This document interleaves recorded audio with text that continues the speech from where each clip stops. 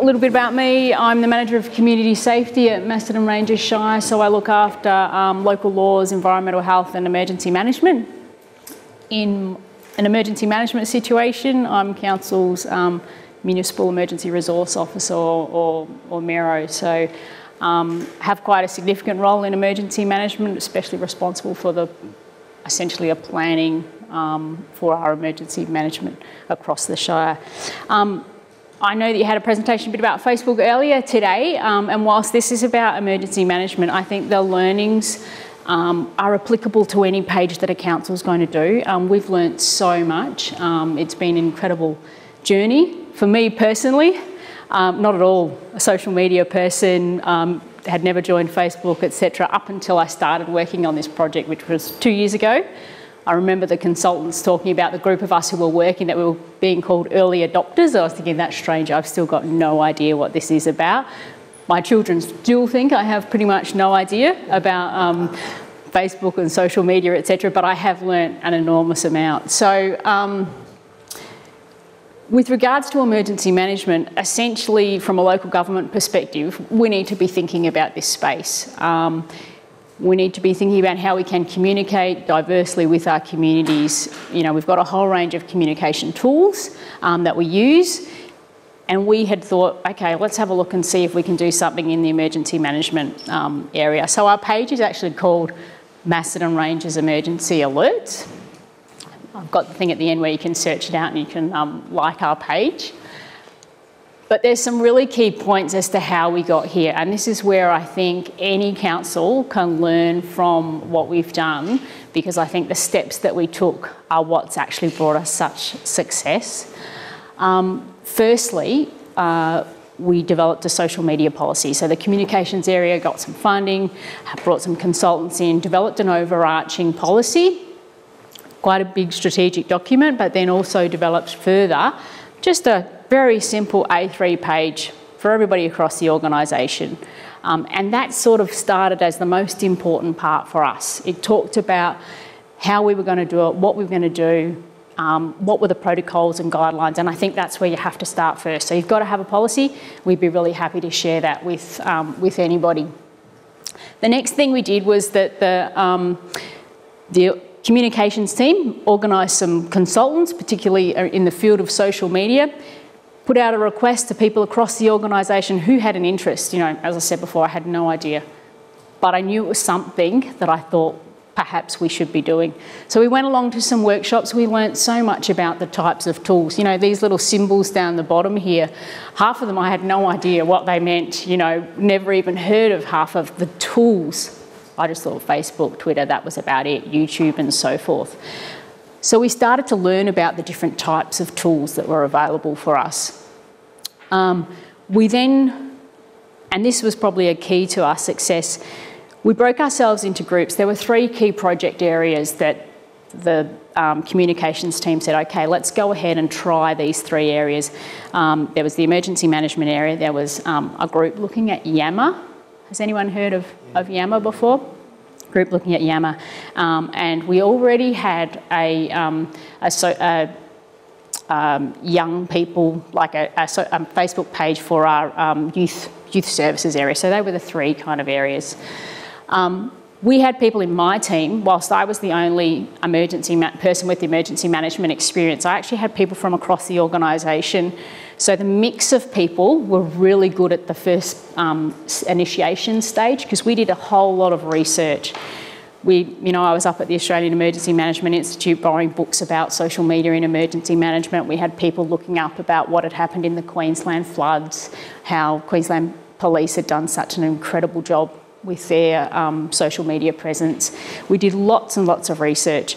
We had a consultant help us through the process to develop a project brief. And in our project brief, and again, this is something we'd be very happy to share, applicable to any topic, going over, you know, how we were going to do it. What is the best tool? So of all these little things along here, are we going to do a Facebook page? Are we going to do a Twitter feed? Are we going to do something else? That was actually one of the things we had to work out what we were going to do in the first place. What are the risks to the project? What are the policies and processes that need to be in place? How are we going to resource this thing? What is the costs to it? what other information is out there and so forth. So we prepared a project brief, and it took us probably about, I think we spent maybe 8 to 10 weeks working on that part of it. So we invested a lot of time in this starting point. Invested time, had consultants helping us, whether we were on the right tracks or not. And then we presented that to our executive team.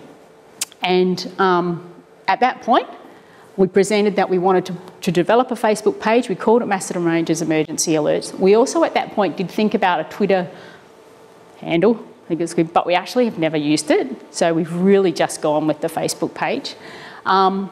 We presented it to our executive team, and we were given the go-ahead to give it a try for 3 months.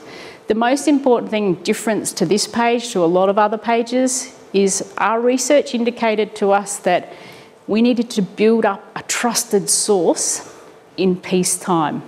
So it was no good just, boom, start when an emergency happens, because they might know, what does the council know about this? So we made a very conscious decision that our page is all about education, preparedness, providing information to communities and so forth.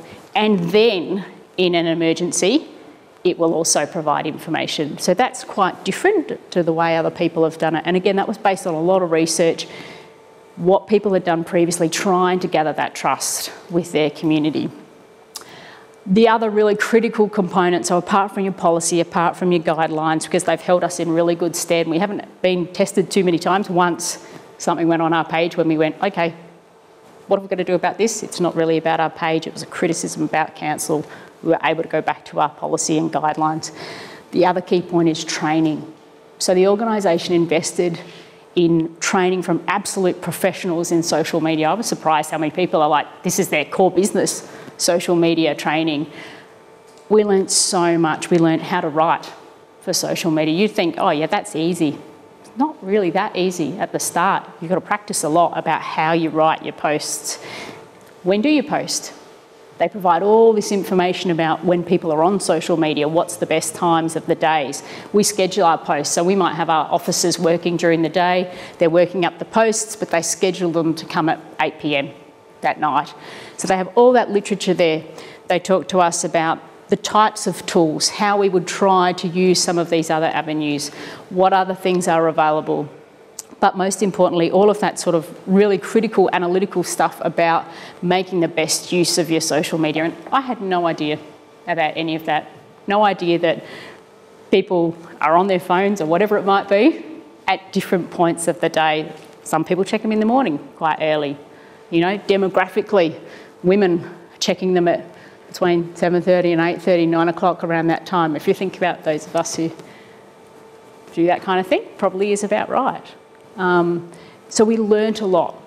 We practiced a lot before we started the process. The other really key difference is that we made a decision, and this was probably the organisation's decision, that if you were going to have a page, you're going to run that page yourself. The communications team is not running the page. The communications team was there to provide support and guidance. We have 2 teams, so I have another manager in a different office. She and I suppose, are the 2 key managers of the page. We then have staff within our own areas who work on those pages. So we have a roster. We're on for 2 weeks. We post in that 2 weeks and we monitor in the 2 weeks as well. So I'm ultimately responsible at the moment. My team's on. I'm responsible if we get comments on our page to make sure they're responded to and so forth. That way we've made it sustainable because it's just part of the job that the girls and guys are doing. We don't have a broad council Facebook page. We have a emergency alerts Facebook page. We have our youth services. We have our arts and culture. We have our aquatic and fitness centre ones. So we don't actually have a general one. We did our 3-month trial. We did an evaluation and we worked out that's what the team had spent on average 3.5 hours a week. Preparing, posting, responding, etc. We only do 5 days a week. We might schedule something for the weekend, but we only were monitoring pretty much Monday to Friday, 9 to 5. And we say that up front on our page. So we have got people checking it, so including the checking, including the posting, including the scheduling, etc.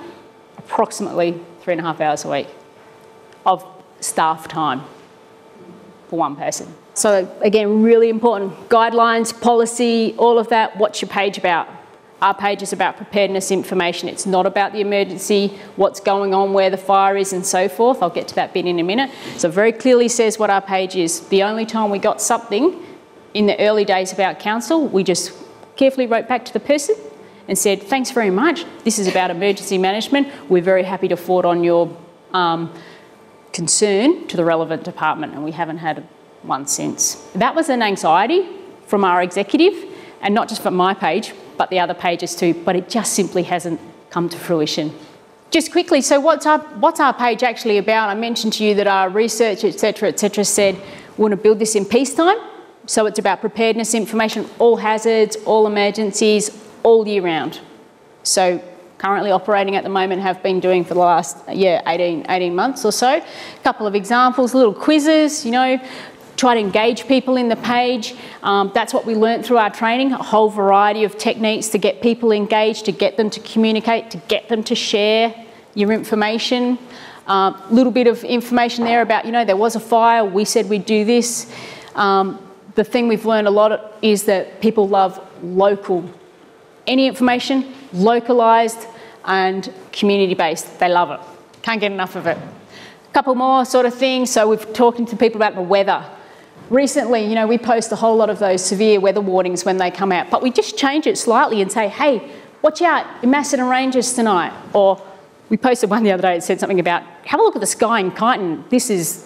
The wind's terrible. And there was all these comments, oh, the farm's doing this, this is the farm, we've shut all the animals in and so forth. People just having a conversation. We don't necessarily respond to them. If they ask us questions, we respond to them, get back to them, but they're just interacting with other people. So we change it and make it as local as we can. And again, we learnt this through the training. If we make it personal, we make it local, they jump on it.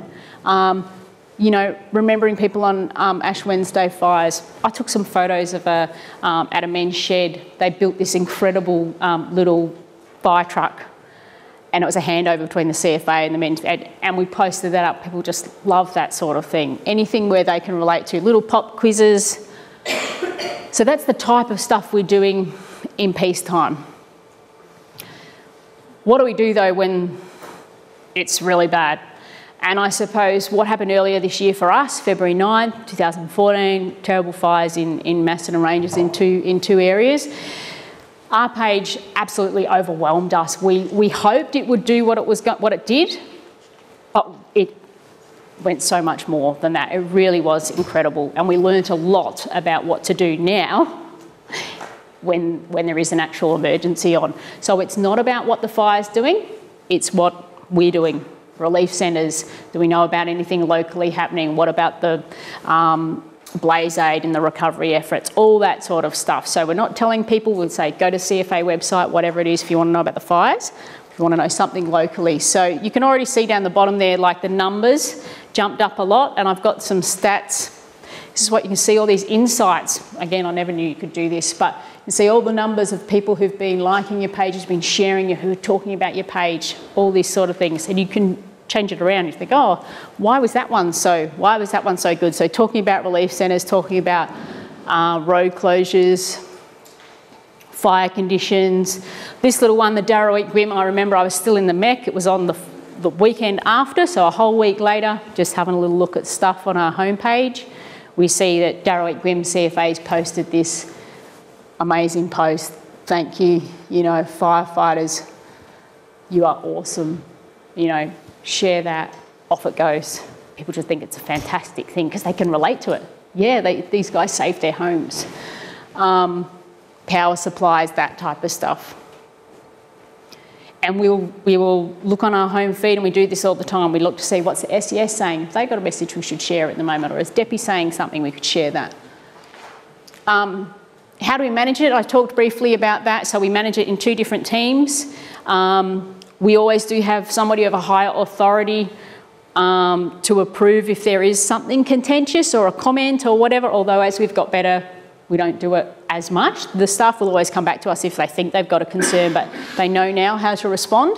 And comms are really there as supporting and guiding us and saying, hey, we found out that Facebook's changed this, or we're thinking about some new training, are you interested, that type of thing. This is absolutely fascinating. Again, in an emergency, we have a communications sub-plan, and we have 2 full-time staff. We're just bringing on another one now, which is great. Our comms staff were absolutely beside themselves with the fires. They were working, you know, huge days, not doing just Facebook stuff, but so in an emergency, they were the ones operating our page, because I have to go into my emergency management role, so does the other manager, that type of thing. But they were also doing media releases, website updates, so it was completely madness. I didn't have a look just because I was so busy for about 3 days. I remember one night was about the Wednesday, so the fire happened on the Sunday, I got home some night, Wednesday night, and I was doing something other than being involved in the emergency, and I just happened to look at the page, and I was just overwhelmed with this back and forth, what was happening, people sharing stuff, people appreciating it, and it really hit home that it just far outweighed our expectations of what might happen if an event did pop up. These are the things you get, these analytics and everything from Facebook. So we did 210 posts, very short period of time, so that's a lot. How many people shared it, post engagements. So this little bit is about, so the number of people who saw any activity, they shared it, they liked it, they mentioned it, etc., etc. The greatest individual post, 16, you know, just like nearly 17,000 people. That's huge. We don't have a daily paper, most of you guys don't either. You know, that was the real challenge for communications in an emergency. The girls were typing media releases, before they'd literally finished, that information had changed. So actually, Facebook was really good in that instance, it's quick, whereas the media, the usual channels weren't so good. Challenges, this just shows you that, and we learnt this through our training, if we don't do good posts, they'll fall off people's feeds. They won't get our information about it. And you can see on this little graph, the posts are down the bottom, the people talking about us, and they ebb and flow. So you can have a look, and then you can go back and say, what was that post about? Oh, that was the one about Ash Wednesday. That's why it peaked up a bit. So you can use it to improve the way you're working. So what have we learnt so far? So we had our 3 months trial. Actually went for about 6 months before we went back to executive, and we did a big evaluation. They weren't going to tell us you can't do it anyway. They thought it was going pretty good.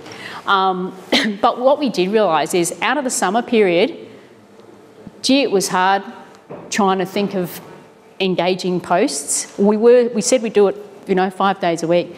We made a decision that it's much better to have 3 really good posts in the winter period than 5 mediocre ones. And we're still at that stage at the moment. We'll change shortly, probably by the end of this month, to go back to our 5 posts. Make them as local and as personal as possible. Connect with the people on the other side. The resourcing, it involves regular planning, sourcing of information, photographs. That takes heaps of time. We did something that got us a whole bunch of new photos. Reading, training, everything, that's that bit. Approximate 3.5 hours per week for one person. And there is no doubt in my mind that our debrief from our fire shows that in an emergency, we need to resource this part of it completely differently to what we did last time. It was impossible for one person and unfair on them. They really found it very difficult to continue to do that job. Challenging, what's the challenges? Creating engaging, relevant content. Sourcing imagery. What we did, we just hit 3,000 likes last week, which is just fantastic. So 12 months ago, we had under 1,000, maybe over 500, I think. And we did an extreme weather photo competition. So we set it up where we wanted people in our community to take photographs of weather things in Macedon Ranges. One, we did it we gave prizes away, people's choice as well as we chose them and so forth. But to view the photos and vote, you had to like the page. So we boosted all our likes. That was the main way of doing it. And the second really good outcome was we've got a whole bunch of fabulous photos now that we've been able to put on the page for relevant things. So Suddenly our likes jumped up to over 1,000. And then certainly with the fires, they went through the roof again, and yeah, just crept over 3,000 just the other day. And look, build it into core business, you know, whatever area. I think that's been the real learning for our council is comms, for most of us small rural councils, you know, we're probably lucky here, me saying we've got 2 full-timers and 1 more coming on in comms. I know the other councils I work with in emergency management are much smaller group level of communications than that, and so that's why if you can get it into your core business somehow, I think that's the way to go. What are the keys to success? And this is where I believe you can take it for any part of council. Definitely invest the time in policy development, research, project planning, development of the guidelines. That was a critical phase of our project, and I'm sure that's why it's gone so well, is we really did invest in that. We didn't just decide, boom, let's do this thing. Get a professional to conduct training of staff. We've had 2 lots now. Some of the team have gone and done different training, like how to use apps on Facebook pages and also how to do advertising. We're just thinking about doing some of that now for the fire season, about trying to get people to prepare their properties, get them ready, do some targeted advertising. It's really, really cheap compared to normal advertising. We've reached so many more people. Again, something I never knew about. Share the load, we've talked about that. Yeah, to continue to keep up with new tools, they're changing it all the time. If you've got some of those young ones in the council, they're normally pretty good at this sort of thing. And they like to learn the new ways, yeah, the apps and the advertising. Yeah, and for us, I firmly believe our success has been because we build it up in peacetime. We encourage people that we were trusted, that what the council was saying was right. That we would, you know, check it, change it, etc. if we weren't, and that's helped us out. So finally, that's our page. Jump on, like it, boost us up to 3,020 or whatever it is. But yeah, anyone got any questions?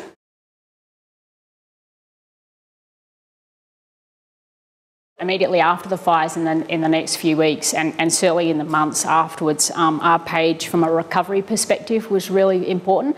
And the more I think about it, it's true, in an emergency, that the communication, so that communication's old by the time you've just about written it, and we don't have those other opportunities. You know, yes, we can get it out to ABC radio and things like that, but from a media perspective around the newspapers, it just doesn't work. So we had people talking about offering donations.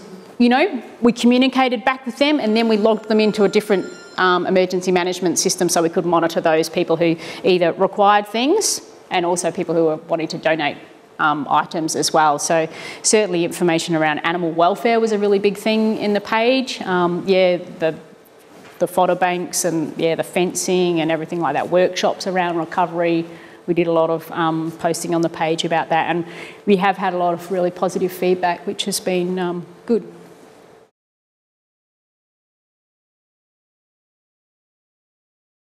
Facebook advertising itself is actually pretty cheap for you to do it, to boost your posting. We haven't looked down that path yet around the sponsorship. We did have, we tried something in the recovery field where we had a big recovery event and we had a silent auction and we had an app, again, attached to the page. So you went in and you actually bid for items, and those items had been provided by, you know, sponsors, and we advertised them per se on the page, but we haven't gone down that path of getting a sponsor for our page.